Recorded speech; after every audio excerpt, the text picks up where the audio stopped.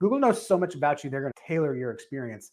Over 50% of people are going to stop right here. Meaning, if you're all proud that you're on page one of Google, you're still missing half of the people looking for a church in your area. Okay. So if you're going to rely on people to find your church on Google, they're not going to have the people, which if you're in a town, last time I did the research, if you're in a town about 70,000, which is the average American smaller town, small to mid-sized town, there's going to be close to 1,000 people searching for churches every month in your town. Okay, so obviously in Houston it's much more. Obviously in small towns it's much less. It kind of scales exponentially. So if you're in a small town of like 15,000, it really scales down to where like 15 or 20 searches a month because it's a smaller town. People just know you're kind of around, and it scales exponentially because you're in such a big town. We live in our little bubbles. There's going to be a lot more searches. That's just the numbers that I see. So if you're just relying on people to find your website, if you're not in this top three spot, you're missing half of the people. So if there's 1,000 people searching in your area, 500 of them are never going to see you. About another half of those people are going to just look at number one. Okay. And they're probably going to pick number one.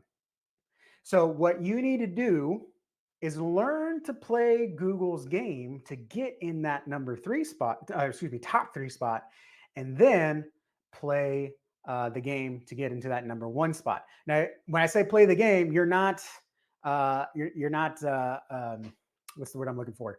Trying to manipulate, trying to be unethical, trying to hack. No, you just got to do some basic best practices. I'm going to share with you the same best practices we have today to help take our clients from totally irrelevant, never seen, undiscoverable, invisible to being in the top three spot to being in the top spot where they know that anywhere in town, if someone searches Baptist Church near me, that church shows up. So I'm going to share that with you here today. And the last mistake that I see churches making today is not understanding how people actually plan a visit. Because again, I'm going to show you this. I'm going to go back to my screen here. Here's how most people will plan a visit. They'll search for a church near me. They'll see a church near them, let's say Resurrection Church.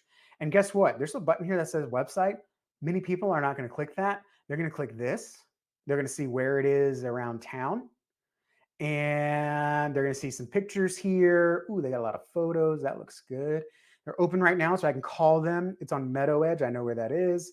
There's some questions asked. Oh, they have sunrise service. That's cool. So this looks like a pretty cool little church here.